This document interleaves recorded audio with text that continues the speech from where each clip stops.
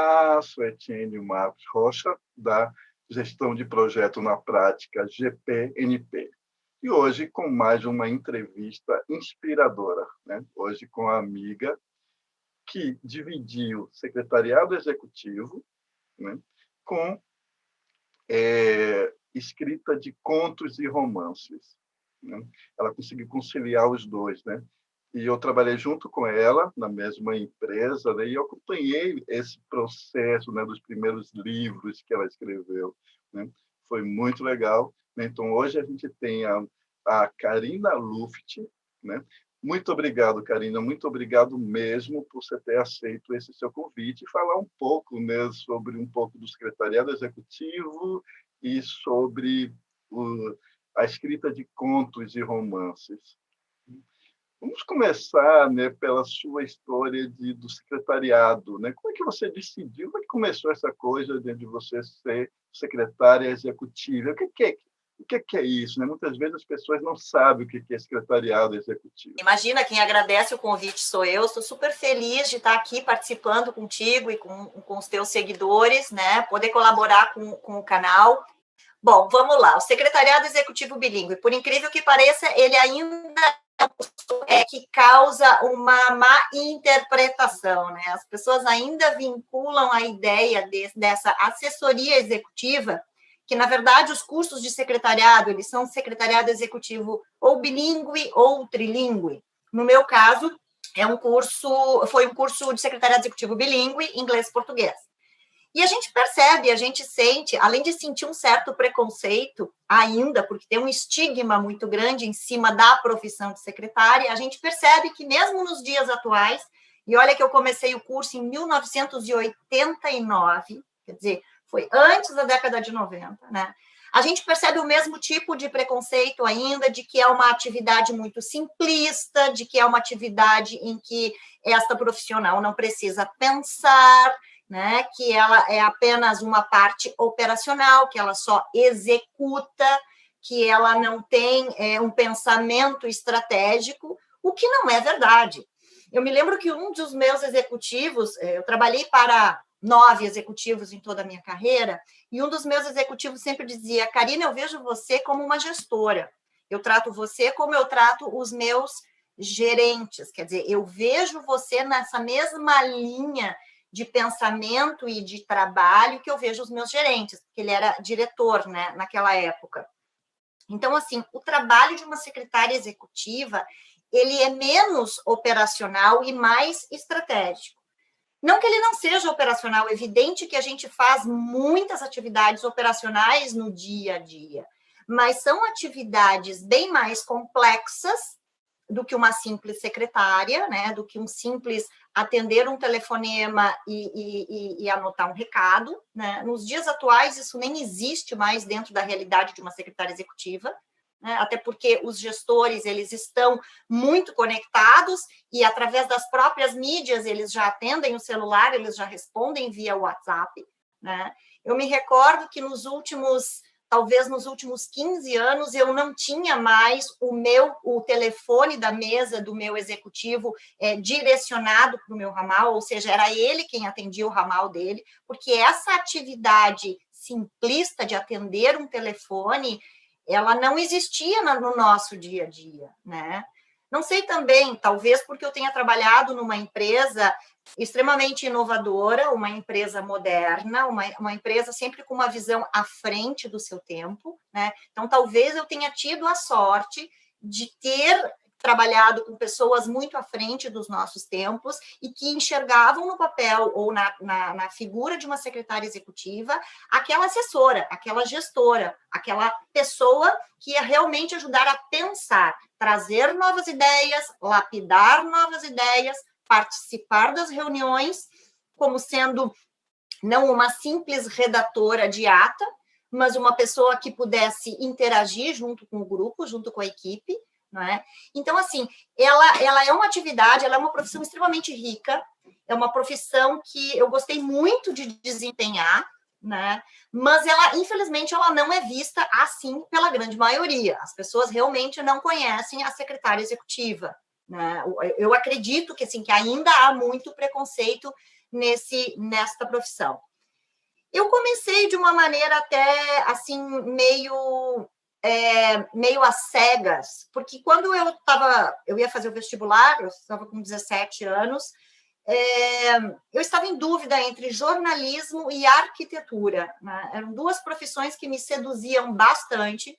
O jornalismo, por trazer a comunicação, a comunicabilidade, que era uma das minhas competências, digamos assim, eu gostava, eu gosto até hoje, né? Eu gosto de me comunicar, e o jornalismo trazia todo aquele negócio da informação, de levar a informação ao público, né?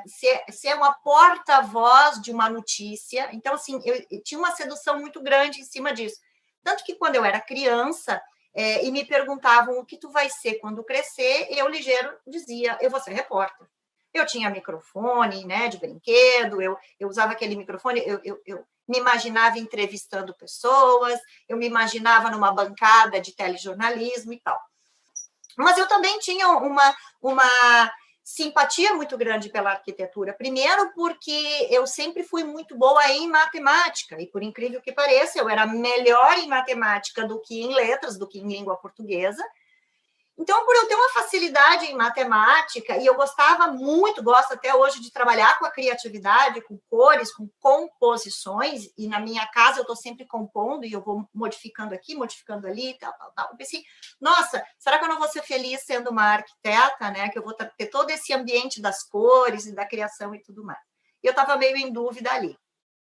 Mas, naquela época, eu já estava terminando o meu curso de inglês. Eu tinha começado a estudar inglês aos 13 anos, e a minha mãe chegou para mim e disse, tu tem que escolher uma profissão onde tu pode aproveitar todo esse curso de inglês, todo esse teu conhecimento de inglês, que já foram anos de investimento, né? Um investimento de tempo, um investimento de dinheiro. Se tu fizer arquitetura, é como se eu fizesse arquitetura, eu perderia tudo aquilo que eu tivesse feito até ali, né? Eu estaria, na verdade, tendo que decidir entre um caminho, né, como se eu tivesse o inglês estaria indo para essa direção e a arquitetura estaria indo para essa direção. E aí ela viu uma reportagem de novas profissões no jornal e ali aparecia o secretariado executivo. E eu posso dizer assim que eu sofri uma influência da minha mãe naqueles tempos, até porque eu era muito jovem, eu estava indecisa naquilo ali. E eu pensei, por que não, né? Porque minha mãe ainda disse assim, veja bem, Karina, a idade daquela época. Veja bem, Karina, é muito difícil as mulheres entrarem no mercado de trabalho, né? E se tu seguir uma profissão como a profissão de secretária executiva, a competição ou a competitividade é menor, não terá que competir com o ambiente ou com o público masculino, tu vai ter mais chances de entrar mais rapidamente no mercado de trabalho e ser reconhecida, né? Parece meio tosco dizer uma coisa dessas, meio grosseira até, mas fazia total sentido naquela época, né? Então, aquilo me bateu, assim, de certa forma, e aí eu comecei a estudar um pouco, a ler um pouco sobre secretariado executivo, e eu vi que todas aquelas competências ou habilidades que eu encontraria no jornalismo, eu poderia encontrar dentro do secretariado executivo, né? A boa comunicação, a leitura, estudar sobre cultura, ser uma pessoa mais experiente para poder falar melhor, eu usaria a língua estrangeira, né? Então, assim, ó, achei que valeria a pena tentar investir. E teve um fato bastante curioso, assim, porque eu na época, disse, vou me inscrever na primeira opção como secretária executiva e vou colocar na segunda opção outra profissão, arquitetura lá e tal. E vamos ver o que vai acontecer. E, de fato, eu passei na primeira opção, então eu passei para o secretariado executivo, e aí eu pensei meio que como uma coisa divina, assim, tipo, não, o teu caminho é por aqui, sabe?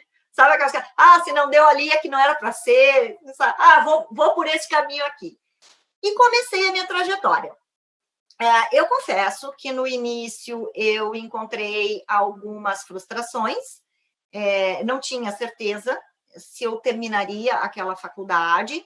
Algumas coisas eu não gostava, eu não curtia, mas tinham disciplinas que eu gostava muito, principalmente as disciplinas que lidavam com cerimonial, né? Cerimonial, protocolo.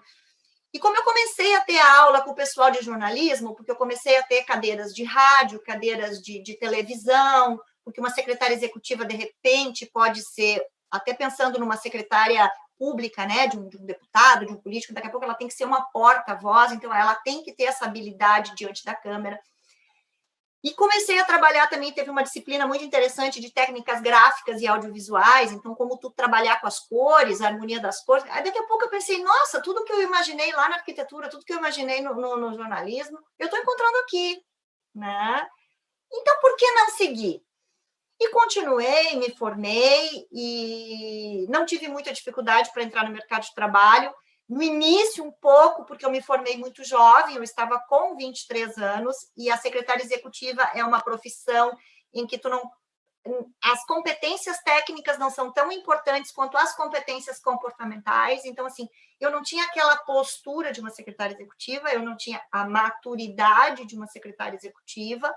Então, as primeiras tentativas de emprego eu não conseguia ser aprovada, eu passava nas provas técnicas de conhecimento ali, de língua estrangeira e tal, e nas entrevistas eu não era selecionada, e eu atribuo isso, talvez, à minha falta de experiência. Inclusive, quando eu recebia feedbacks, me diziam, tu não tem experiência, teu currículo está muito bom, etc., mas tu não tem experiência, né? Coisa que eu fui entender muito tempo depois. E depois que eu comecei a trabalhar com grandes gestores e executivos e diretores, eu comecei, né, e estar mais próximo do CEO da organização, tu começa a entender como realmente uma pessoa jovem e ainda crua nesse universo, ela não conseguiria chegar e tocar o negócio. Porque quando tu chega num patamar desses, o executivo ele não tem tempo para te orientar, te ensinar. Não tem ninguém para te ensinar. Tu tem que chegar e desenvolver. Tu tem que chegar, executar e dar resultado, né? Então, tu tem que chegar meio pronta, assim, né? Com uma questão emocional muito forte, com muito jogo de cintura, né? Para lidar com conflitos e... né? Tu é um elo. A secretária executiva é um elo da comunicação que acontece entre o gestor e todos os demais, que podem ser os demais colegas da organização, ou o público externo, um fornecedor, um cliente, o que seja. Então, assim, dessa forma eu fui construindo esta carreira, né? E aí eu tinha algumas dificuldades por questão de falta de experiência e tal. E aí eu comecei a trabalhar na empresa do meu pai, que era uma empresa de médio porte, né? E aí meu pai disse, não, vem trabalhar conosco, vem aprender a trabalhar, porque até então eu precisava aprender a trabalhar, né? Vem aprender a lidar com gente, vem colocar a mão na massa, e meu pai me colocou na empresa dele como uma mera empregada. Eu chegava lá, tinha horário para chegar, eu batia cartão na entrada, eu batia cartão na saída, quer dizer, eu não era a filha do dono, eu era uma empregada, como todos os empregados, porque o objetivo do meu pai era era fazer com que eu aprendesse a trabalhar, né? E claro que aquilo me ajudou muito, porque eu fiquei 3 anos naquela empresa do meu pai e comecei a aprender todo o universo empresarial. Embora era uma empresa de médio porte, mas depois eu tinha ali no meu currículo uma experiência comprovada. Eu podia dizer, não, eu já trabalhei, entendeu? Eu sei lidar com situações, né? Sei lidar com conflitos, sei lidar com situações inesperadas de um dia a dia de uma grande empresa ou de uma empresa qualquer. Não importa o tamanho, né? Eu digo empresa qualquer, não importa o tamanho. E aí, quando eu resolvi sair, eu disse, olha, pai, eu acho que agora é o momento, então, de eu buscar o meu caminho, né? Buscar a minha carreira, a minha profissão. Aí eu fui fazer um intercâmbio na Inglaterra, para, então, melhorar o meu inglês. Claro que, em paralelo, eu já dava aulas de inglês, né? Eu era professora de inglês de cursinhos, então eu trabalhava com meu pai durante o dia e dava aulas de inglês à noite, à tardinha, na verdade. Eu trabalhava até o final do expediente do meu pai, aí à tardinha eu dava aula de inglês e depois eu ia à faculdade. E aí fui para a Inglaterra fazer um intercâmbio, e quando eu voltei, em julho do ano que eu fui, né? Eu fui no início do ano, quando eu voltei em julho, havia uma proposta de emprego no Polo Petroquímico, no Rio Grande do Sul, onde eles buscavam uma pessoa que fosse fluente, uma secretária que fosse fluente em inglês. Eu me candidatei, fui lá, fiz a entrevista e tal, e é muito curioso, assim, que naquela ocasião, para eles, não era importante eu estar formada em secretariado executivo, não era importante eu ter experiência como secretária. O mais importante para eles, e até desesperador naquele momento, era alguém fluente. Porque eles estavam trabalhando no projeto de ampliação de uma das plantas de uma determinada empresa, né? Então, estavam começando um projeto de ampliação da unidade. A empresa que coordenava ou que vendeu a tecnologia era uma empresa holandesa, e a empresa que estava, a montadora, né, que estava fazendo todo o trabalho de montagem daquela nova unidade, era uma empresa italiana. Tudo estava acontecendo no Brasil, e a língua oficial desse contrato, como eles chamavam, era o inglês. Então, era um desespero, porque tu encontrava pessoas ali, holandeses com italianos, com brasileiros, e não conseguiam se entender, e tinha muita coisa, e os contratos eram em inglês, e as comunicações eram em inglês, e tudo acontecia em inglês, e eles precisavam de alguém que falasse inglês. Então, assim, não importava mais a trajetória, o passado dessa pessoa. Importava que essa pessoa falasse inglês. E claro que eu tive a sorte, né? Que eu sempre chamo de sorte, a gente sempre chama de sorte, é quando a oportunidade encontra o conhecimento, né? Então, assim, eu tive muita sorte naquele momento, porque a oportunidade caiu no momento certo, né? No momento que eu vinha chegando da Inglaterra, em que meu inglês estava excelente, mas excelente mesmo. E aí eles gostaram, né? E me contrataram e tal. E assim eu comecei, né? Aí ali eu comecei de fato no polo petroquímico como uma secretária do gestor do contrato, né? Ele era o diretor daquele projeto ali. E ali eu entrei num universo completamente diferente do que eu tinha vivido até então, né? Então eu tive que passar por um processo de adaptação, porque viver dentro de uma planta petroquímica é um negócio incrível, é um negócio muito diferente. E eu comecei a lidar com pessoas com uma vivência muito diferente da minha, né? E eu sempre digo que o fato de eu ter vivido um semestre no exterior e ter convivido com outras culturas e outras pessoas foi extremamente rico para eu conseguir conviver no meu ambiente de trabalho com essa diversidade de culturas, né? E era uma empresa da Odebrecht, uma das empresas que eu comecei era uma empresa da Odebrecht, então nós tínhamos muitos baianos aqui, né? E nós tínhamos muitos paulistas aqui. Então, além dessa diversidade assim cultural de países, né, italianos com holandeses, nós ainda tínhamos baianos, gaúchos e paulistas. Gente, era uma salada aquilo ali. Era baiano, sotaque de baiano falando inglês, entendeu? Tu tinha que entender o holandês falando inglês, o baiano falando inglês, o gaúcho falando inglês, entendeu? Era uma coisa assim muito divertida, né? Muito legal, Karina. E assim comecei. Muito legal mesmo. Você falou uma coisa aí, no nosso público, né, a nossa maior parte do público é o pessoal que vem de gestão de projetos, né? Então, muito legal que você começou em um grande projeto. Sim. E você falou aí, né, de um dos grandes desafios, né, de um projeto multinacional, que é a diferença de cultura, né? Não é a diferença de língua, né, mas a diferença de cultura. A diferença de cultura é muito importante. Outra coisa que eu falo também muito para os meus alunos do MBA, Karina, é que a secretária executiva ela tem uma influência muito alta dos projetos. Ela tem uma influência muito alta nos projetos. Fala um pouco sobre assim como é que, né, que foi o seu trabalho junto com os projetos, como é que foi essa influência, para as pessoas entenderem um pouco mais como foi o seu trabalho, né, como é o trabalho de uma secretária executiva em um grande projeto.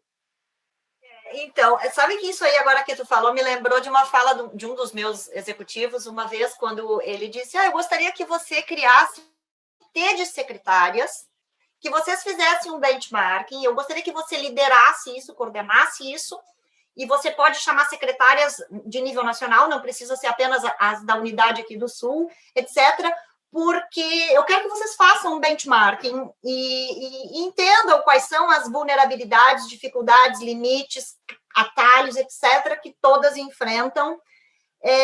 E aí veio o pulo do gato, né? Que ele disse assim, porque vocês não imaginam a força que vocês têm dentro da organização né? A influência que vocês exercem nas pessoas. Eu fiquei surpresa, eu disse, não acredito, não pode, eu sou apenas uma secretária, né? Eu ainda dizia para ele, as pessoas me respeitam porque eu sou a tua secretária, não é porque eu sou. E ele dizia, não, as pessoas te respeitam porque vocês exercem essa influência, né? Então, assim, foi muito bacana ouvir aquilo dele, até porque ele era uma pessoa que nos motivava muito, né?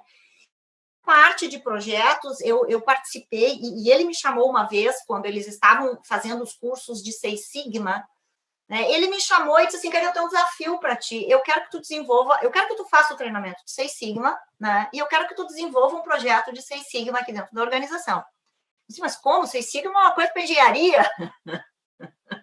Que captura que eu vou fazer aqui dentro, entendeu? Não, ele disse assim, você pensa que é só para engenheiro? Não, a gente pode aplicar o Seis Sigma na administração. E você é uma gestora. Eu disse, que gestora? Né? Não, você é uma gestora. E eu quero que você faça isso. Eu quero que você converse lá com a área de qualidade e competitividade, que era quem coordenava os treinamentos. Eu quero que você se capacite em Seis Sigma. E eu quero que você desenvolva um projeto, né, dentro da organização. Gente, foi um mega desafio para mim. Foi um mega desafio, né? Porque eu não era engenheira, né? Eu não sou engenheira, e eu tive que aprender. E eu gostei muito de conhecer as ferramentas do Seis Sigma e acabei descobrindo que Seis Sigma é uma ferramenta que a gente pode usar até no dia a dia, na vida da gente. E pensei o seguinte, por que não utilizar ele na literatura quando eu fosse fazer uma nova publicação, né? Aí pensei nisso, não, eu vou usar isso aqui, né? Porque a ferramenta é belíssima e rica. E aí eu pensei, bom, eu tenho que achar eu tenho que achar algum assunto para aplicar esse meu Sigma. Como eu era responsável pela organização de viagens desses gestores, né, tanto do meu executivo quanto da equipe dele, em algumas vezes, né, nem sempre, mas algumas vezes, e isso entravam viagens nacionais, internacionais, e a viagem, para ela não ser cara, para ela ser interessante para a organização, ela tem que ser muito bem planejada, né? Ela tem que ser feita com antecedência, tu tem que cuidar muito como é que tu vai negociar tarifas, qual é a classe que tu vai usar. E toda vez que tu tem que remarcar uma viagem, existe um custo de remarcação, que ele é alto, por incrível que pareça, porque tu paga uma multa, tu paga uma diferença de tarifa e tal.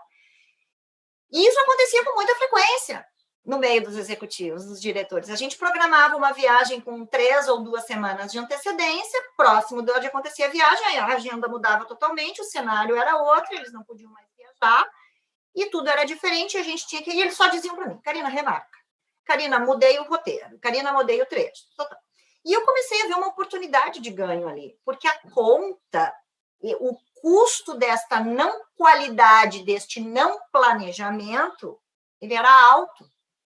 Ainda mais quando tu começava a replicar isso em diferentes centros de custo, porque se estava acontecendo no meu centro de custo, isso também estava acontecendo dos pares dele, né? E aí eu comecei a desenvolver um projeto para a gente ter ganho nesse negócio, né? Como melhor gerenciar diminuindo esse custo de remarcação de viagens, né?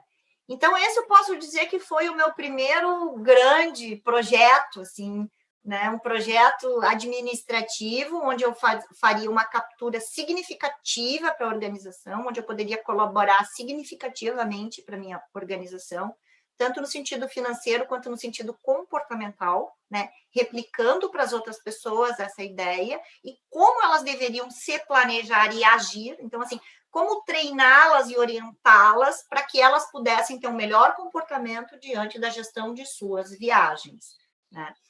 Mas isso aconteceu na minha última empresa. Na empresa anterior, também dentro do polo petroquímico, eu desenvolvia pequenos projetos lá. A gente fazia projetos administrativos de ganhos. Então, assim, eu me lembro de um que a gente fez uma vez de trocas de papel toalha e trocas de rolos de papel higiênico. Nós desenvolvemos todo um projeto para ver como é que a gente conseguia diminuir os gastos, os custos de consumo de papel dentro da organização. Então, assim, papel de impressão, papel de banheiro, né? Que tipo de... Então, esse também, só que naquela época a gente fazia trabalhos em grupos, né? Eu participava de grupos onde a gente desenvolvia esses pequenos projetos que também traziam ganhos para a organização. Era muito legal. Essa é uma das atividades assim que eu adorava fazer. Né? Eu adorava, gostava muito.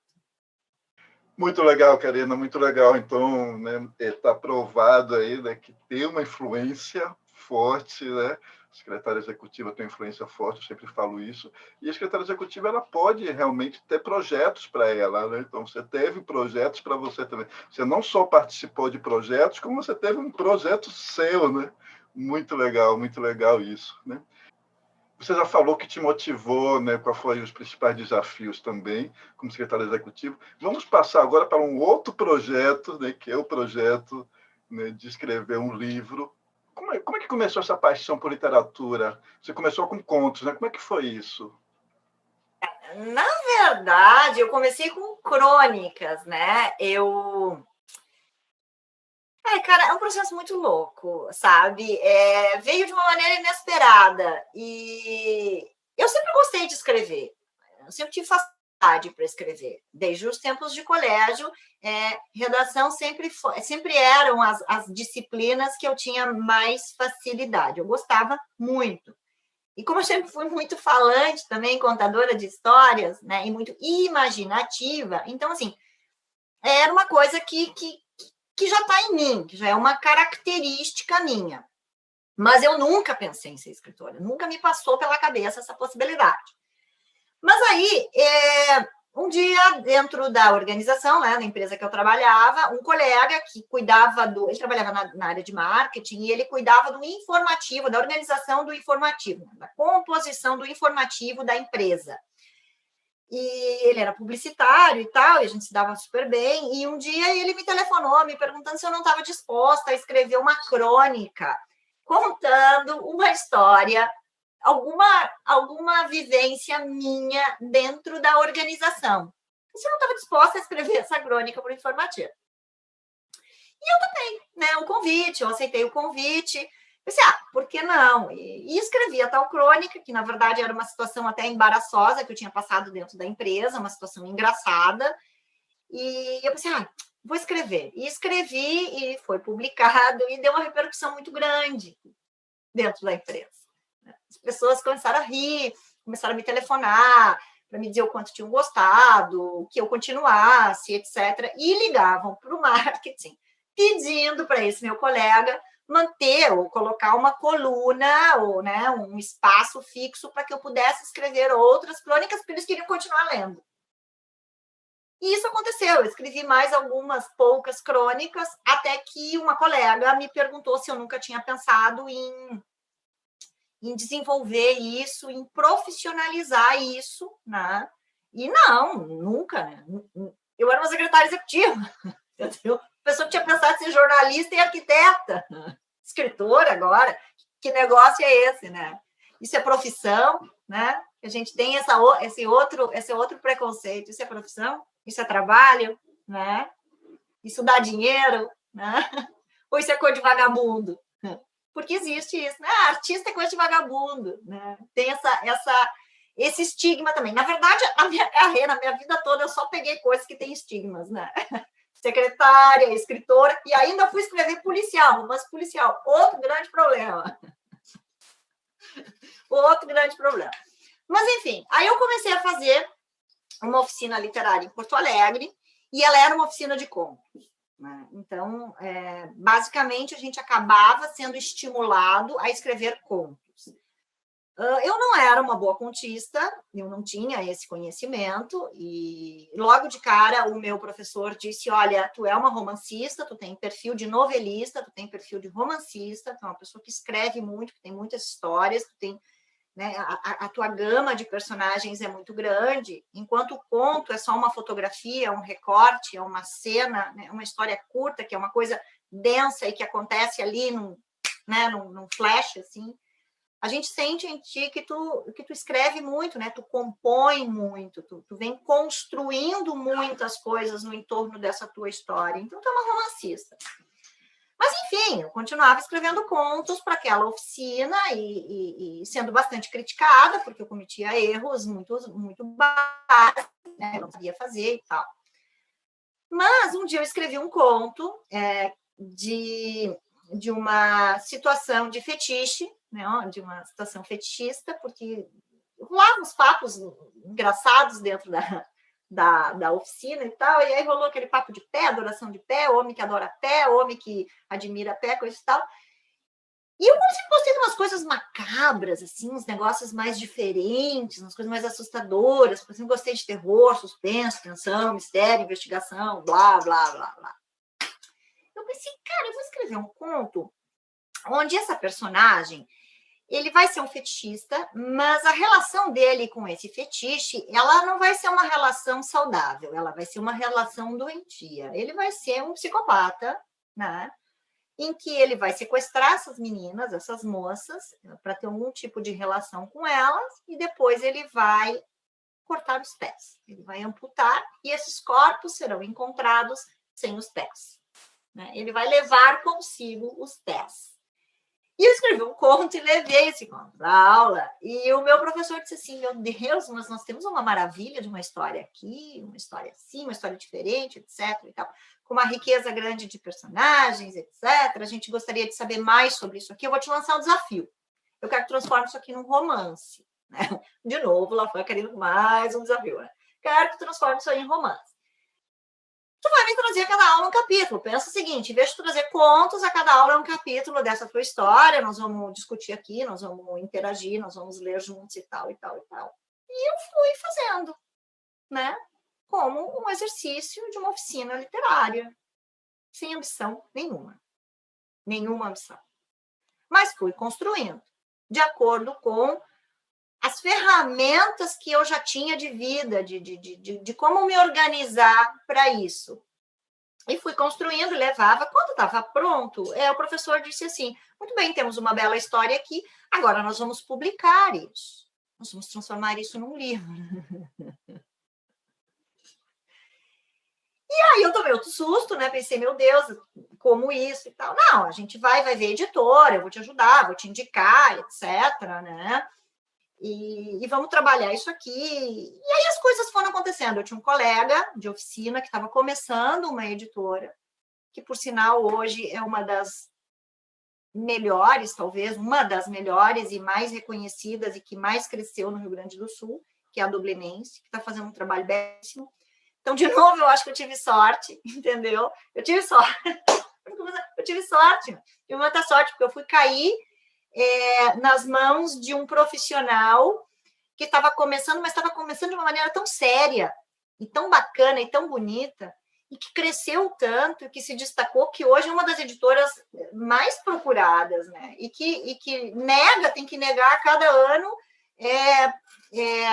publicações para os seus leitores, porque não consegue mais publicar tudo, né? Porque as pessoas querem muito publicar pela Dublinense. Então, assim aconteceu, né? E aí assim saiu o primeiro livro, que se chama Fetiche, né? Que é um romance policial, né? Então, é um livro que fala de investigação, de crimes, de assassinatos e de investigação. Eu acompanhei essa história, né? Eu acompanhei essa história da Karina, quando a Karina estava escrevendo. Foi quando você começou a escrever quando, Karina? 2000... Eu lancei ele em 2010. 2009. Eu comecei a escrever ele um ano antes, 2009, 2008, 2009, por ali.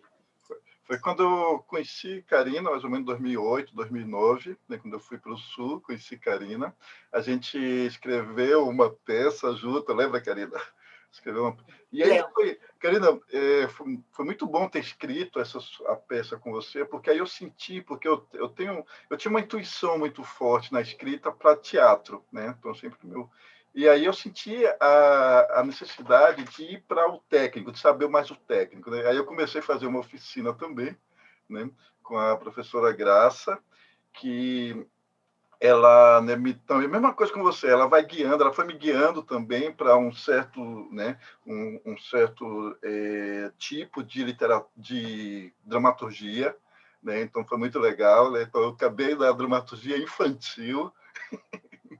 Então foi muito legal, porque ela foi me guiando e, né, de repente, eu caí na dramaturgia infantil e eu me vi ali. É como você falou, a gente cai muitas vezes no lugar e a gente nem sabe como foi que a gente caiu ali, né? Exatamente. Como você quer. E eu queria que você contasse, Karina, agora um pouco, né, do processo de escrever Fetiche, né? Como é que foi? Como é que foi o processo de pesquisa, da investigação que você falou? Como é que foi para você chegar no livro? Porque muitas vezes as pessoas pensam que é fácil, que é pegar, escrever e ler e pronto, né? Só que tem todo um trabalho de pesquisa, né? E Karina, né, ela tem uma coisa muito forte de pesquisa. Eu trabalhei com ela, né, escrevendo uma peça junto, e ela fazia muita parte de pesquisa, né? Então, era como se fosse uma pesquisa mesmo, né? Uma pesquisa, né, como se fosse uma pesquisa científica, né? Então, Karina, fala um pouco sobre esse processo de pesquisa que você fez até chegar no livro. E, assim, ela sofreu um pouco, né? Eu acompanhei um pouco desse sofrimento dela para, né, lançar o livro, né? Para terminar o livro. Sabe que é curioso falar que é uma pesquisa assim, quase científica, porque eu diria até que é, né? Para escrever, no meu caso, que escrevi um romance, é literatura de gênero, em que tu tem que ter verossimilhança até em como o policial segura uma arma, por exemplo, né? Vamos pegar um exemplo bem básico, bem tolo. Tu tem que estudar como segurar uma arma. Como é que eu, escritora, vou descrever uma cena se eu nunca segurei numa arma, né? E isso acontece para todo e qualquer processo, para toda e qualquer cena, entendeu? O cara bateu no copo, virou o copo e a água caiu no chão, né? Quer dizer, tu tem que... Eu faço isso dentro da minha casa. Eu crio essa cena para ver como é que é o processo do copo virando e da água caindo, até porque eu sou muito visual, né? Então, eu preciso viver a cena, né? E eu acho que todo escritor ele tem que ser um pouco de ator, ele tem que contracenar dentro de casa, ele tem que se enxergar em algumas situações, porque como é que tu vai escrever uma situação se tu nunca viveu ela? Né? É complicado. Então, assim, para escrever Fetiche, como envolvia muitas coisas sobre investigação, sobre morte, sobre assassinato, eu tive que conversar com médicos, né? Na verdade, um médico, eu tive que conversar com um médico, eu tive que conversar com advogado criminalista para entender o processo de investigação, eu tive que conversar com um perito, eu tive que conversar com um delegado, eu tive que conversar com um comissário de polícia, eu conversei com uma psicóloga para entender um pouco de psicologia forense, né? Foram esses os profissionais com os quais eu conversei, que eu tive que entrevistar e tive que entender um pouco esse universo, né?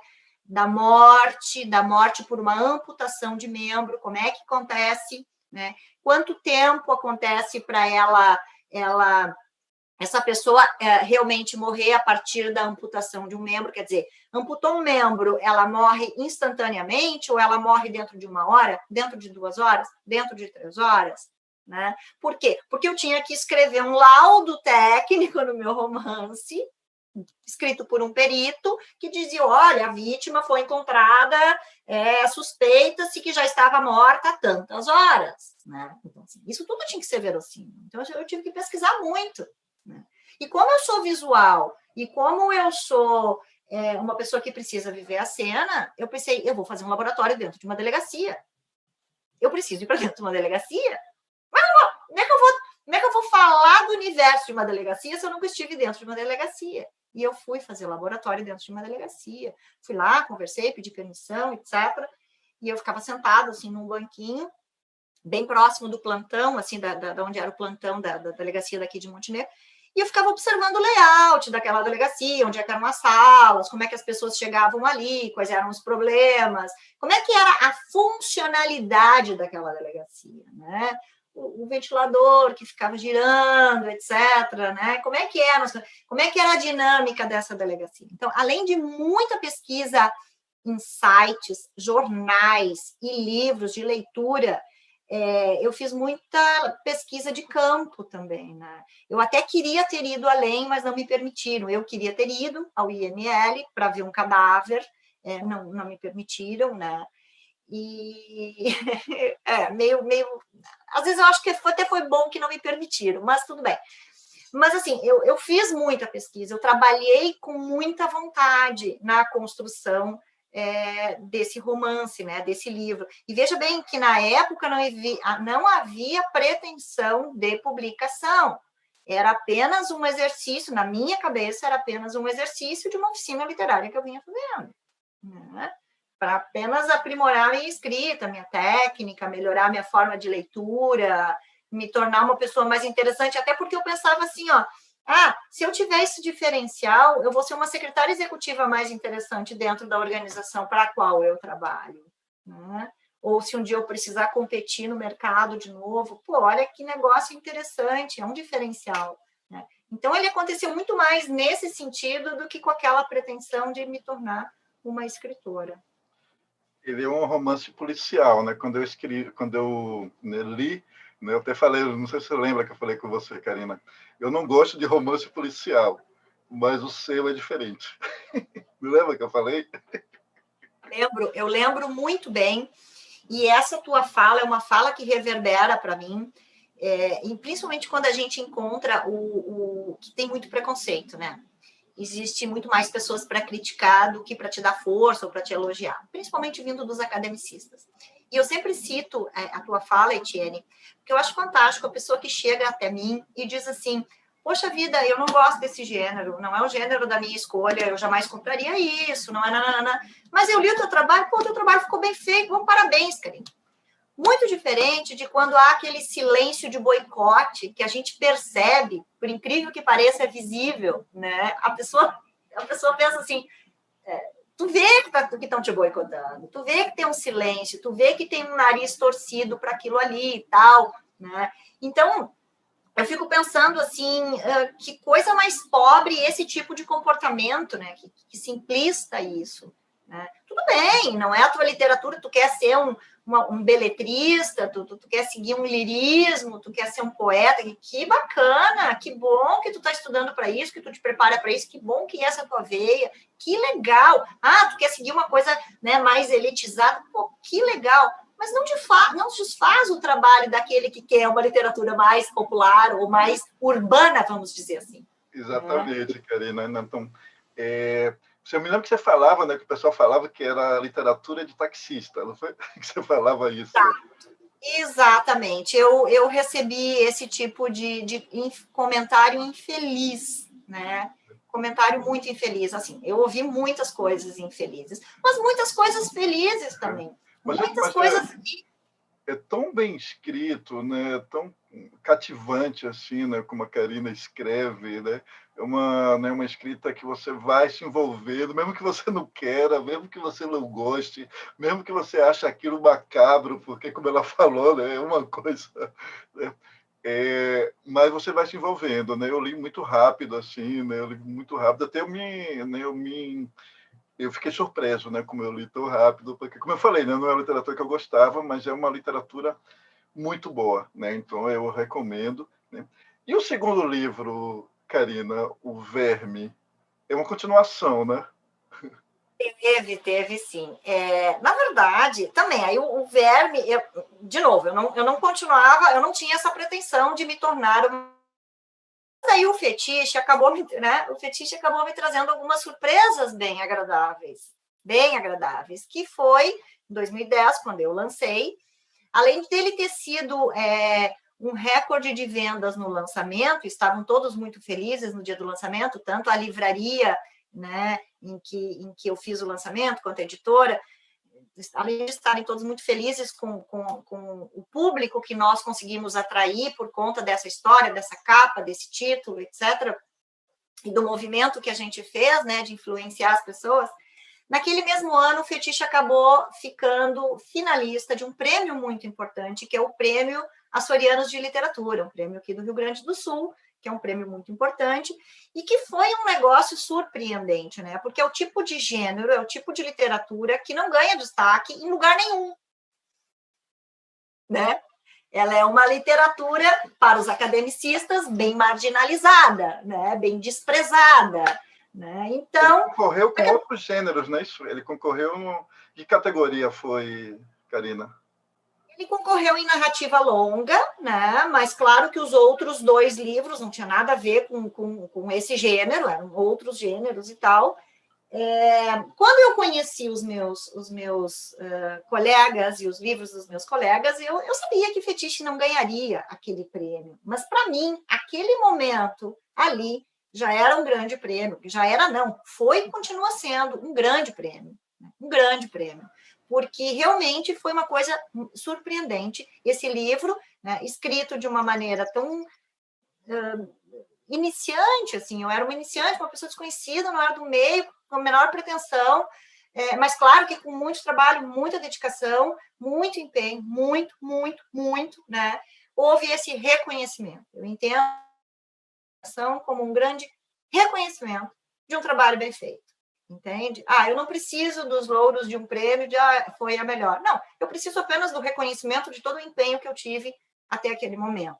E isso aconteceu.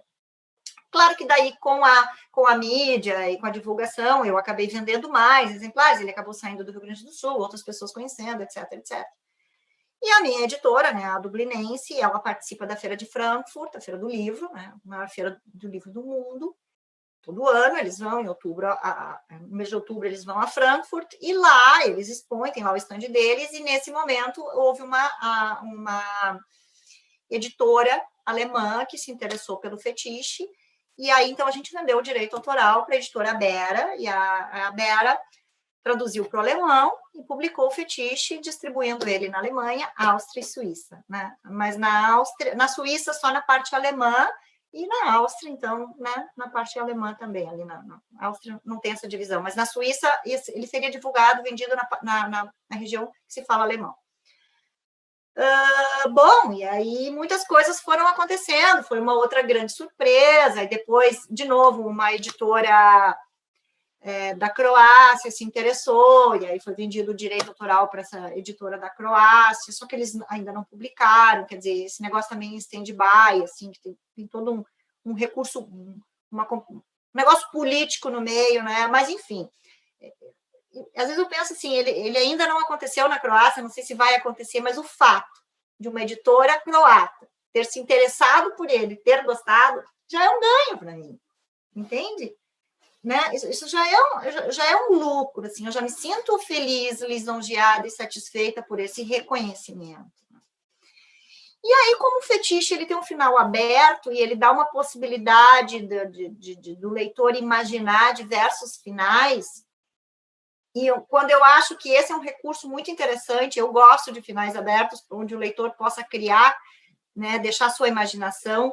Por incrível que pareça, eu ouvi bastante críticas, assim, até, e isso também foi uma surpresa, não esperava ouvir tantas críticas, porque o brasileiro, e aí vem uma questão cultural muito forte, o brasileiro, como ele vem de uma cultura de novela de televisão, em que toda novela tem um fechamento redondinho, em que tudo fica ali arrumadinho, e normalmente tem aquele finalzinho feliz, a expectativa do leitor brasileiro é que o livro tenha um final. E o meu livro não tinha um final. Então, ele decepcionou algumas pessoas que me diziam assim, eu gostei muito do livro, eu li rapidamente, mas não gostei do final. Mas não gostei do final. Realmente, ele é um final aberto. A gente pode fazer um final fechado, um final aberto, não tem problema nenhum, né? Eu optei pelo final aberto, mas o fato dele ter um final aberto, ele me dá a chance de ter uma continuação. E aí foi quando eu comecei a escrever, então, o segundo livro, que se chama Verme, né? Peguei o mesmo protagonista, que é o delegado Weber, mesmo protagonista de Fetiche, trouxe ele para essa história num cenário completamente diferente, mostrando que o delegado Weber poderia não ser tão queridinho da sociedade assim como ele se mostrou nessa história, né? Aqui ele ia se mostrar um profissional, um policial corrupto, e pensei, por que não falar da corrupção? Da polícia corrupta, né? E da corrupção como um todo, o jogo do bicho e todas essas questões de impacto social que a gente tem a partir de uma corrupção, né? Até porque é um dos crimes que mais me incomoda, né? Talvez junto do crime de estupro, também é um crime que me incomoda muito, mas a corrupção, eu fico extremamente indignada com a corrupção, é uma coisa que me deixa irritada, me deixa braba, né? Porque eu acho que o estrago é muito grande, o estrago da corrupção. O crime de corrupção, ele é extremamente abrangente, ele vai minando várias famílias, vários negócios, é uma coisa gigantesca, né? Então, ele me incomoda. E aí eu trouxe, então, o delegado Weber numa outra situação, que é uma situação de crimes de corrupção, né? Dando margem também para a terceira história que está sendo feita e que vai fechar essa trilogia, né? Então a gente vai fechar essa grande novela. Aí eu fico pensando, talvez aqui esteja, quando juntarmos os três, né? Nós vamos ter uma grande novela, que era o que meu professor dizia. Você é uma novelista, né? Eu te vejo como uma novelista. Então, não sei o que vai acontecer, mas estou trabalhando nesse romance, tenho ideia de levar ele à frente e vamos ver no que vai acontecer. Já tem nome o terceiro livro? Não. Não, os nomes sempre eu trago depois, né? Primeiro eu escrevo e trago o título depois, mas eu tenho uma coisa assim comigo que eu quero, como eu quero fazer uma unidade, né? E eles são muito parecidos, né? Tanto de lombada, né? De tamanho de livro e de capa, já tem uma composição. Então, se vocês observarem, o nome é um nome só: Fetiche e Verme. Então, eu quero um título que seja uma palavra, de impacto. Porque fetiche tem impacto, verme tem impacto, eu quero uma palavra de impacto. É o único critério assim, que eu tenho muito claro para mim para o título do terceiro livro, mas nem ideia de como vai ser. E aí você vai fechar, vai ter um fim. Aí eu vou fazer o que os brasileiros gostam, vou trazer o final. Muito legal, muito legal mesmo, Karina, a gente vê, né, a escrita, né, um projeto, né, tem início, meio e fim, né, tem os desafios, né, tem risco, tem planejamento, tem execução, né, e qual você diria assim que é qual o maior desafio, qual foi o maior desafio nessa sua carreira de escritora, não? O que você colocaria como o maior desafio? Você falou aí, né, de alguns preconceitos e tal, mas qual foi realmente o maior desafio? Olha, Etienne, para mim o maior desafio foi fazer os ajustes de linguagem. Porque como eu não era uma excelente leitora, eu tinha problemas de linguagem, eu não tinha uma boa linguagem. Às vezes meu professor de literatura dizia, isso aqui parece um relatório de uma secretária executiva, isso aqui não é literatura. Porque eu tinha uma redação muito técnica. Então, tu tem que desenvolver uma linguagem que tenha mais a ver com a situação, tipo de história. Então, assim, para mim foi um grande desafio acertar essa linguagem. Mas isso Karina, tá? O grande desafio para qualquer escritor é encontrar uma editora. Eu não tenho dúvida de que esse é o maior desafio, né? Tu conseguiu uma editora que olhe o teu original, conseguiu uma editora que queira te publicar, entendeu? Aí depois, claro, vem os desafios de como continuar no mercado, né?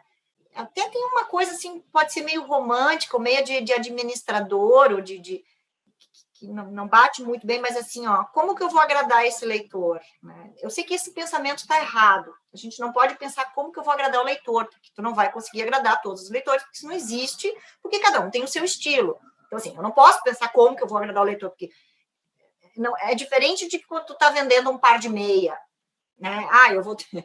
Né? Eu preciso agradar meu cliente, essa meia tem que ser azul, essa meia tem que ser assim, essa meia tem que ser assado, né? É diferente, quer dizer, a gente está falando de um produto, mas é uma obra de arte. Então, assim, eu não posso pensar como que eu vou agradar o meu leitor. Eu tenho que pensar como que eu vou escrever uma boa história com elementos que compõem uma boa história, né? Como que eu vou trazer verossimilhança para ela, como que eu vou trazer ação para ela, como que eu vou construir esses diálogos, que isso naturalmente vai encantar o leitor, seja ele fã de literatura deste gênero ou não, como é o teu caso, né? Te encantou com Fetiche mesmo não sendo um leitor desse gênero, né? Então, eu acho que este é o grande desafio também, assim, né? Como fazer tudo isso dar certo? Como eu vou compor uma história com todos os elementos, com todos os recursos, sem ter grandes falhas, para me manter no mercado e ainda conseguir que uma editora queira me publicar. Quer dizer, é muito difícil. Ainda mais num país como o Brasil, em que temos poucos leitores e o mercado editorial não tem muita dificuldade, porque é muito diferente do europeu, ou tu publicar nos Estados Unidos, ou tu publicar até mesmo em Buenos Aires. A região de Buenos Aires tem muito mais leitor por metro quadrado, Buenos Aires, do que todo o Rio Grande do Sul. Que eu não me lembro o número, mas a gente sabe que estatisticamente é isso. Então, quer dizer, Buenos Aires tem muito mais leitores por metro quadrado do que o Rio Grande do Sul. Então, assim, às vezes eu imagino que até na Argentina é melhor publicado que no Brasil. Né? Talvez o Uruguai seja igual, não sei, desconheço os outros países da América Latina. Mas, então, assim, a gente tem uma série de dificuldades aqui no Brasil, né? Além do preconceito, além da dificuldade editorial, né? O brasileiro reclama muito do preço de um livro. Gente, eu vendo os meus livros a R$20. R$20 é 2 copos de chopp. Né? Então, assim, tudo bem, eu prefiro chopp, ok, tudo bem, tu prefere chopp, mas eu fico pensando, sabe, o chopp, tu pega ali o copo em 10 minutos, talvez tu bebeu o chopp foi, depois perdeu o chopp. Né?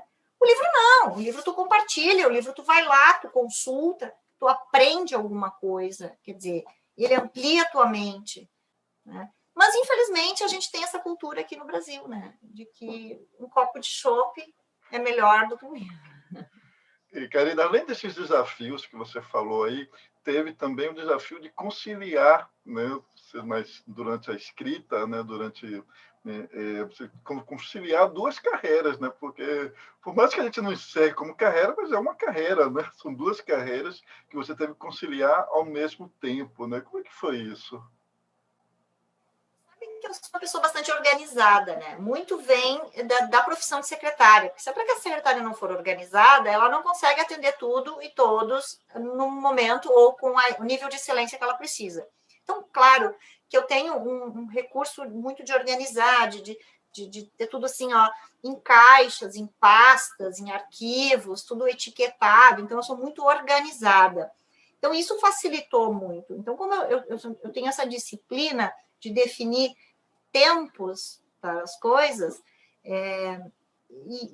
eu fazia oficina, na época do fetiche, eu fazia oficina em sábado de manhã. Então, eu trabalhava durante a semana, sábado de manhã eu ia para a oficina, e quando eu voltava da oficina, então, assim, sábado de tarde era um momento que eu gostava de ficar em Porto Alegre, ia ao cinema, ia numa livraria e tal, dava uma volta com uma amiga, tomava um café, e aí eu voltava para a minha cidade, né, eu moro em Montenegro, eu voltava para a minha cidade, e eu aproveitava a noite de sábado para reescrever, para pesquisar. Então, eu ficava assim, até a madrugada, eu ia dormir quase que domingo de manhã, né? Porque eu aproveitava aquela madrugada, aquela noite de sábado, para fazer tudo aquilo ali. Porque era um prazer para mim, era uma coisa magnífica. E às vezes as pessoas dizem, nossa, mas tu não saía para ficar em casa lendo e escrevendo? Sim, mas para mim era magnífico ficar em casa lendo e escrevendo. Era uma coisa esplêndida, sabe? Tinha que dá uma satisfação muito boa. Então, eu me organizava assim. E aí, segunda-feira, eu tocava a minha vida lá como secretária executiva, sábado de manhã ia para a oficina e sábado à noite, na madrugada, às vezes no domingo, eu me envolvia com aquilo ali. Era tudo muito bem definido. Embora não se recomenda que seja feito desta forma. A ideia de quando tu vai escrever uma narrativa longa, é tu começar a escrever e escrever pelo menos todos os dias. Não fazer pausas muito grandes, né? E meu professor usava muito a metáfora de uma parede. Né? Tu começa a pintar uma parede, se tu para e tu vai começar a pintar o restante da parede uma semana depois, tu vai ver a divisão daquela parede pintada, né? A tonalidade muda, enfim, né? A textura muda. Então, a ideia era... Quer dizer, a ideia não, a orientação é que tu mantenha uma consistência na tua escrita. Eu nunca tive. Eu não tenho essa consistência. Aí eu não tinha essa disciplina. Até porque enquanto eu estava trabalhando como secretária executiva, teve uma época que eu dava aula de inglês à noite, teve uma época em que eu era estudante de espanhol, quer dizer, eu estudei espanhol anos, né? Eu depois fui me formar em espanhol. Eu também fiz pós-graduação em administração, então, assim, eu tinha outras coisas acontecendo também junto da literatura. Então, a literatura estava definido que acontecia aos sábados e domingos, né? Depois, quando eu fui escrever O Verme, eu defini que ele aconteceria nos domingos de manhã. Eu já estava casada, aqui eu estava solteira, então, assim, eu ficar a noite toda escrevendo também não era problema nenhum, porque eu morava sozinha. Na época do verão, eu já estava casada, então, assim, o sábado já era um dia mais social, de estar junto com meu marido, a gente às vezes saía, ia fazer alguma coisa. Então, eu defini que eu ia levantar cedo no domingo de manhã, porque era um horário muito tranquilo, né? A casa silenciosa, a rua silenciosa, a cidade silenciosa, e eu levantava cedo. Eu levantava às 6h30, 7 horas, tomava um café, e eu ficava escrevendo, então, O Verme, até ali 10h30, 11 horas. Eu dedicava ali umas 2, 3 horas por domingo para desenvolver O Verme, fazendo muita pesquisa também e tal. Então, essa era a minha rotina, assim, era uma coisa bem programada, né, bem sistematizada, para que, então, eu conseguisse conciliar tudo isso. É que a organização, né, é fundamental, a organização, a disciplina é fundamental para todos os projetos. Não só... Sem dúvida. Assim, para qualquer coisa, mesmo que tu tenha um projeto de viagem, teu projeto de férias, tu vai comprar um carro novo, tu vai comprar casa nova, gente, qualquer projeto, né? Se tu te planejar e te organizar, a chance de dar certo é muito maior. E se ele não der 100% certo, vai ter alguns riscos ali, algumas críticas, algumas coisas deram errado, mas com certeza vai ser infinitamente menor. Né? Vai ser menor. O impacto do erro ou da falta vai ser menor. Né? Conheço muita gente que diz que eu gosto de levar a vida, deixa a vida me levar, deixa a vida acontecer, eu não planejo nada. Legal. Só não pode reclamar, né? Só não pode reclamar depois. Eu não tenho nada contra, só que assim, eu não gosto de viver assim, né? Só não pode... Não, eu também não tenho nada contra, mas só não pode reclamar depois, né? Porque a vida leva para onde ela quiser, né? Se a gente... Mesmo a gente guiando, né? Muitas vezes, né, acontecem os riscos, né, desconhecidos, né? Como agora veio uma pandemia e mudou tudo, né? Então, mesmo a gente guiando, né, acontece coisas que a gente não prevê, né, que a gente chama de riscos desconhecidos. Né? Exato. Karina, e agora o projeto atual? Né? O seu projeto atual agora é ensinar, né, a língua inglesa. Né? Como é que é isso agora? Você começou assim, né, e agora você voltou, né, para ensinar. Como é que está sendo isso? Eu vejo sempre nas suas postagens. É muito interessante porque você usa muito o inglês situacional, né, que eu acho interessante, né, de como a gente fazer as coisas em inglês, né? De como a gente perceber em inglês. Não é somente a língua, a gramática, né? Mas como é que a gente percebe o inglês? Né? Eu vejo que você coloca muita coisa assim, muita coisa que as pessoas têm dúvida no dia a dia, e você, né, torna isso mais claro, mais fácil. Como é que está sendo esse novo projeto?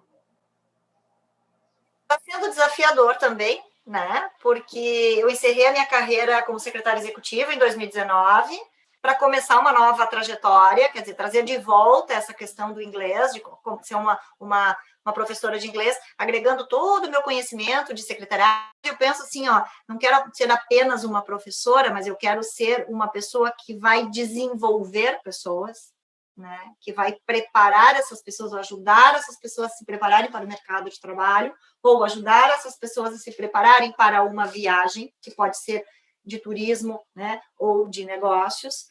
Eu quero ajudar a desenvolver essas pessoas a se comunicarem melhor numa língua estranha para elas. Né? Então, esse foi o principal objetivo, muito diferente da Karina, professora, quando tinha 18 anos, né? Hoje eu estou com 49, é outra história, é outra situação.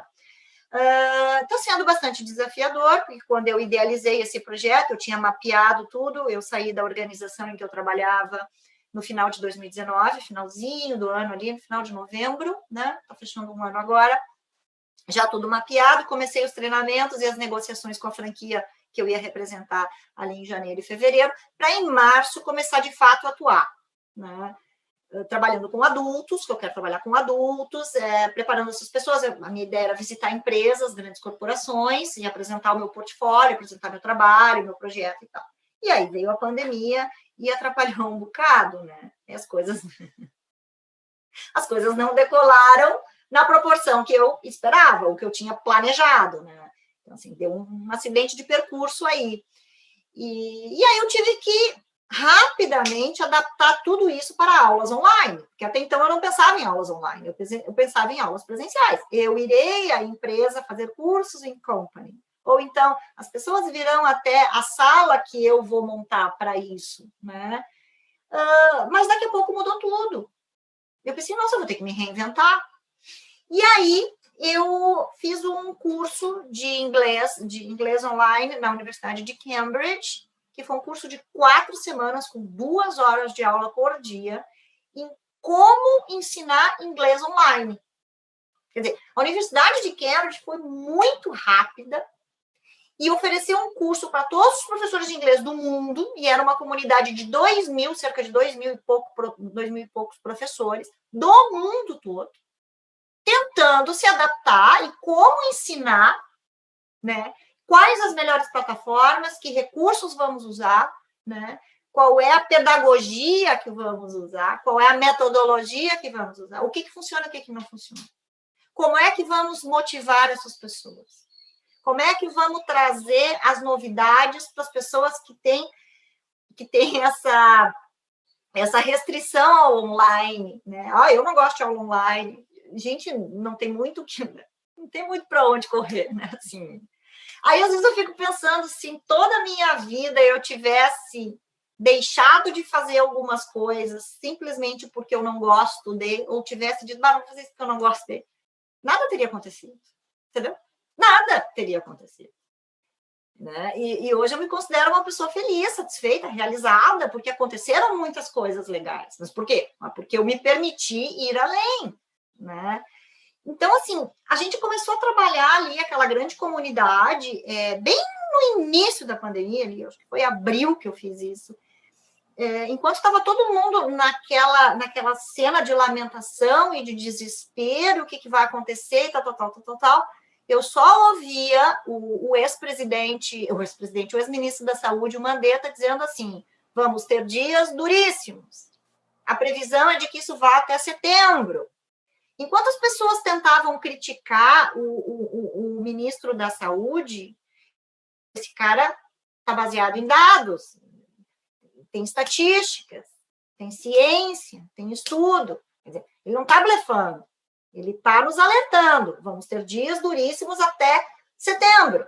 Gente, isso tudo se confirmou. Eu pensei, bom, então eu não posso esperar até setembro para retomar os meus planos de vida.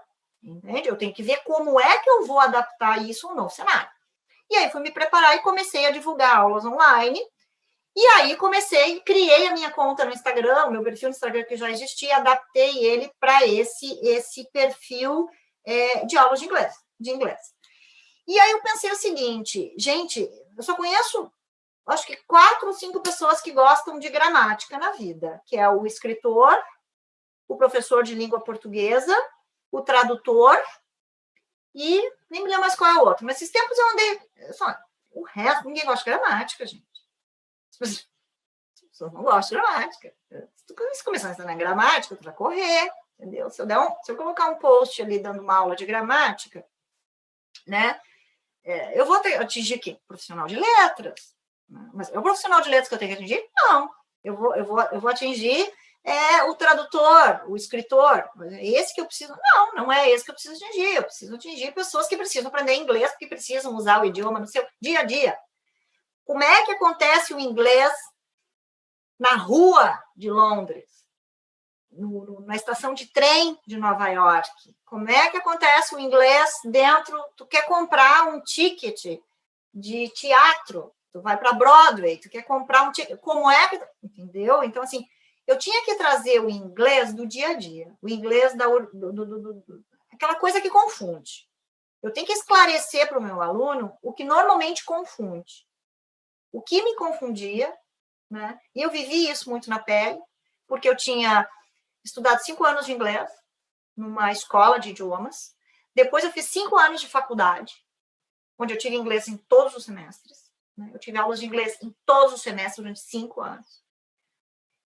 Eu tinha um nível ótimo, avançado. Quando eu cheguei na Inglaterra, no meu intercâmbio, e eu fui comprar um ticket de trem, né? Eu cheguei na estação de Charing Cross, saí do aeroporto de Heathrow, fui para a estação de Charing Cross, eu precisava comprar a estação de trem para Hastings, que é a cidade que eu ia morar. Gente, bateu um pavor, porque eu me atrapalhei, e eu pensei, o que eu fiz esse tempo todo, né? Então, eu comecei a olhar essas dificuldades que eu tive e esse impacto que eu quero diminuir na pessoa que eu vou treinar, na pessoa que eu vou preparar para o dia a dia. Né? E aí, então, Etienne, eu comecei a criar esses posts, assim, de dicas do coloquialismo, dos phrasal verbs, que é uma coisa que está ali no dia a dia, na linguagem do gringo, né, do estrangeiro, e a gente não enxerga. E aí eu criei essa conta no Instagram, assim, adaptei essa conta no Instagram com esse tipo de conteúdo, né? E tenho os meus alunos hoje online, estou muito feliz com os alunos que eu tenho. Não consegui atingir a meta que eu tinha previsto de alunos para este ano, né? Então, assim, eu tinha mapeado lá em janeiro, eu quero ter tantos alunos, eu não consegui ter o número de alunos que eu tinha. Mas os alunos que eu tenho são alunos que me dão um prazer enorme. O retorno que eu tenho com eles é uma coisa maravilhosa. Entendeu? O contato que eu tenho com eles, eu atendo uma dentro da minha casa e os outros eu atendo online. Né? E eu estou gostando bastante, assim, está sendo muito bacana. Muito legal, Karina. Eu também, né, eu comecei a trabalhar com aulas online no ano passado. No final do ano passado, me veio uma coisa assim, eu tenho que fazer aula virtual. Né? E era muito, como você falou, era muito difícil convencer as pessoas a fazer aula virtual no ano passado. Então, outubro de 2019 foi quando eu comecei. E era muito difícil, que as pessoas queriam aula presencial. Né? Né, eu já criei a minha aula online que eu criei já era interativo, né? Já era usando o Zoom, né? Que hoje todo mundo usa, usando essas ferramentas. Isso. Já era interativo, mas mesmo assim as pessoas tinham. Né? Eu tive uma turma com 15 alunos antes, né? A gente começou em março, antes, né, de fechar tudo, antes da pandemia começamos essa turma em março, e aí no meio que veio a pandemia, né? E aí depois as outras turmas foram, né, obrigatoriamente para ser virtual, ser online. Né? Então, as pessoas já se acostumaram hoje, né? Alguns ainda não gostam, como você falou, né? Alguns ainda não gostam. Né? Eu dei também agora uma aula no MBA também, eu dei aula online para o MBA também. E tem essa parte. A outra parte que você falou aí, né, do inglês, né, do dia a dia das pessoas na rua. Né? Eu me lembrei, Karina, quando eu estava num voo que eu estava indo de Salvador para Porto Alegre, né? Quando chegou em São Paulo, né, teve que trocar de avião. Não era para trocar de avião, mas teve que trocar de avião em São Paulo.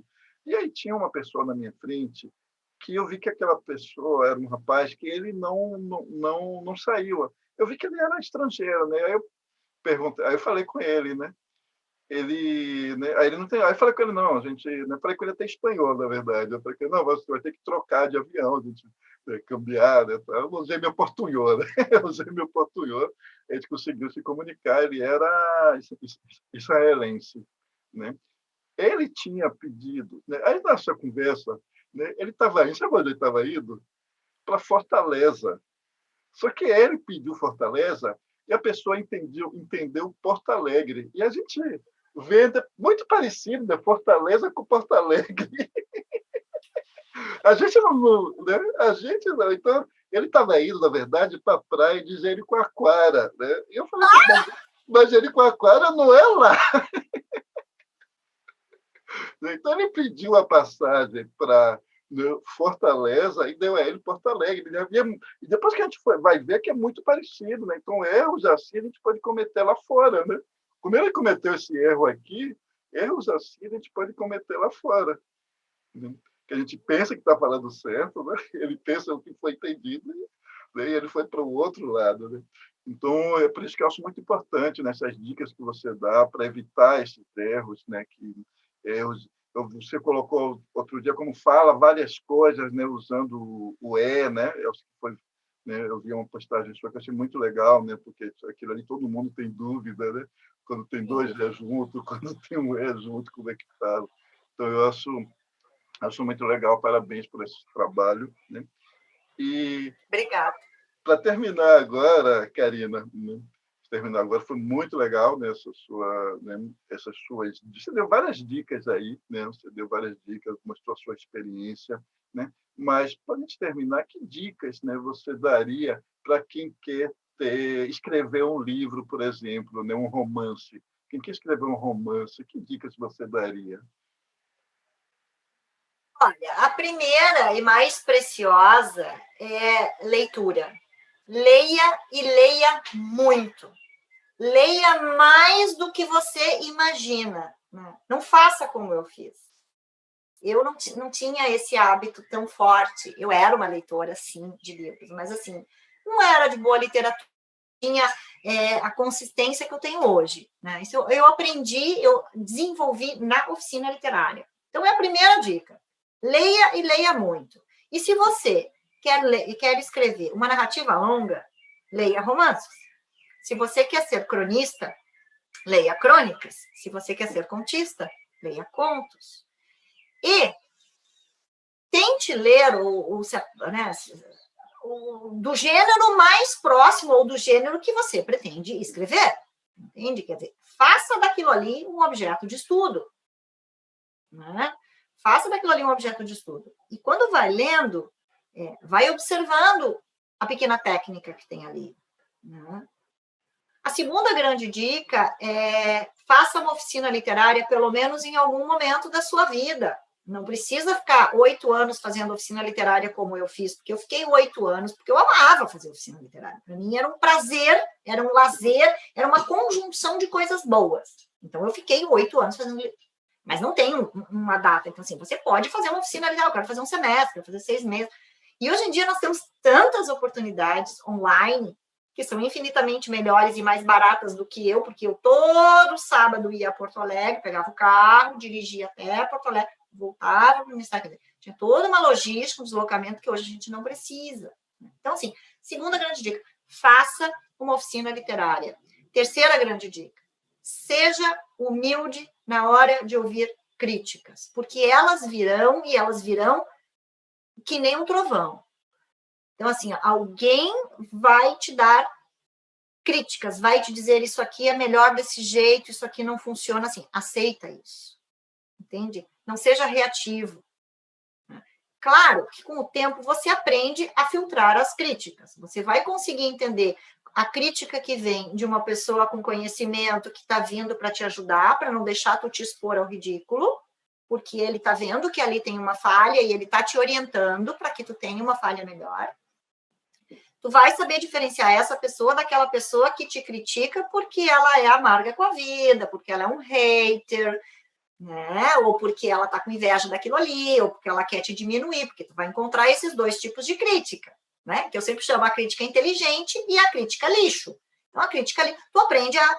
Mas, de qualquer modo, tu tem que ter essa humildade de aceitar que o teu texto vai ter um monte de falhas, vai ter um monte de problemas, que alguém com um conhecimento talvez melhor existe nesse mundo e que talvez você tenha que se apropriar disso para melhorar o teu texto, né? E a quarta grande dica, que não é só para quem quer se tornar escritor, mas para quem quer se tornar qualquer profissional, tenha disciplina e consistência. E eu digo isso para os meus alunos, inclusive quando eles começam a faltar, uma outra a desmarcar, eu sempre, professora, tudo bem, eu tenho um compromisso, não vai rolar, não sei o quê. Gente, por mim, tudo bem. Mas lembre-se, né? A consistência é fundamental neste processo. É como tu começar, eu vou fazer dieta. E daí tu 3 dias não come, no quarto tu come. Né?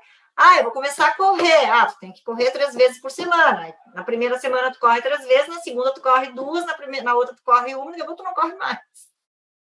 Né? Então, assim, essa disciplina, essa consistência, essa determinação de horários, né? Eu parei de trabalhar numa organização, né, como secretária executiva, eu tinha uma rotina de acordar 5h50. Eu acordava 5h50 porque eu tinha que me preparar, me arrumar, tomar meu café, pegar o transporte que me levava até a empresa. Eu viajava 30 quilômetros para chegar na empresa.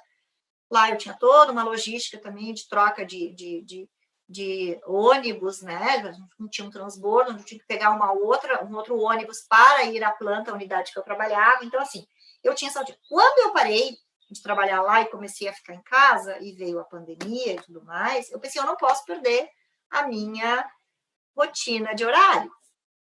E hoje eu continuo acordando às 6 horas da manhã.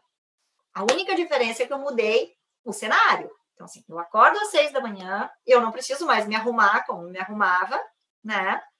Mas eu tomo meu café e eu saio para fazer minha caminhada. Então, eu aproveito para fazer a minha atividade física já na primeira hora da manhã. Aí, ali eu faço minha oração. Nesse momento que eu estou na rua, em contato com a natureza, eu faço a minha oração de agradecimento ou de pedido, ou o que seja. Quer dizer, eu volto para casa, aí eu tomo meu banho, e aí eu começo a minha rotina de trabalho ali às 7h30, 8 horas da manhã. E coloco uma pausa nela, né? Faço pausas saudáveis que eu preciso. E hoje eu adotei uma outra rotina que está funcionando super bem, a partir das 18, também não tão rígido, mas ali entre 18 e 18h30, nada tão rígido, mas nesse horário eu coloco o meu celular no modo avião, entendeu? Porque daí é o meu momento de eu vou ler, eu vou ficar com meu marido, eu vou assistir a minha série no Netflix, eu vou fazer, é o meu momento de, vamos dizer assim, de recompensa. É o meu lazer. E aí eu não quero ser interrompida com WhatsApp, com mensagens, né? Então, isso pode acontecer no horário administrativo, não pode acontecer depois. Né? Porque senão eu acho que a gente tumultua muito. E aí a cabeça vai, e aí tu vai perdendo foco. E a tua cabeça fica aqui, ali, né? E tu perde o foco, e se tu perde o foco, tu não chega a lugar nenhum. Nenhum projeto dá certo. Pelo menos isso é o que eu acho. Exatamente. Essa é a minha dica. Exatamente. Nenhum projeto dá certo se você perde o foco. Muito legal, Karina, muito legal pelas dicas, muito legal pela essa entrevista inspiradora. Né? Eu acho que o objetivo das entrevistas é sempre inspirar, né, as pessoas, né? Por isso que a gente sempre traz pessoas que né, passaram por vários desafios, têm vários trabalhos. Né? Então, mais uma vez, Karina, muito obrigado, né? Muito obrigado mesmo. Espero que, né, essa sua entrevista seja útil para inspirar para várias pessoas que estão assistindo a gente. Muito obrigado, Karina. Até uma próxima. E como você falou aí que você ia para Porto Alegre, né? Acho que era um dia da semana que você ia de tarde, né? Tomar café com os amigos, né? Eu fui um deles, né? Lembra? Não sei se você lembra, a gente marcou um café para a gente conversar, né? Numa dessas suas idas. E aí, quando eu voltar para Porto Alegre, eu devo ir para Porto Alegre, assim acabar essa pandemia, eu vou aí só para ver os amigos, e aí a gente vai marcar o café. Olha, Etienne, não importa se vai ser Porto Alegre ou Salvador, também quero muito voltar a Salvador, fui várias vezes a Salvador, é uma cidade que eu gosto muito, né? E por que não ir a Salvador? Mas o que eu quero de verdade é te encontrar de novo. Eu agradeço demais essa oportunidade, foi muito bom, gostei bastante. E fica o convite aí para os teus seguidores, para as pessoas que estão nos ouvindo, se quiserem me seguir no Instagram, fiquem à vontade, lá tem dicas de inglês, lá tem também publicações sobre literatura, dou dicas de leitura, né, o que está acontecendo nesse meio, como é que as coisas estão andando nesse cenário. O meu Instagram é só literatura e inglês, ele não é mais um perfil particular. E tem meu Facebook, onde então eu vou publicando um pouquinho mais misturado, assim, ele é um pouco mais pessoal, né? Tem outras coisas junto e tal. Então as pessoas ficam convidadas, elas podem me seguir lá no Instagram, carina.luft, e no Facebook também, Karina Luft, acho que é Karina Luft 92, o meu número lá. Mas não tem erro, é só botar meu nome na fotografia e já sabe que sou. Vai estar na descrição, na descrição do vídeo, vai estar. A gente vai colocar, né, as suas redes. Né? Legal. Muito obrigada. Espero ter ajudado vocês, inspirado pessoas e ajudar as pessoas a se desenvolverem, a se tornarem pessoas melhores. E é isso aí. Muito obrigada. Obrigado, Karina. Até mais. Até mais. Tchau. Tchau, tchau.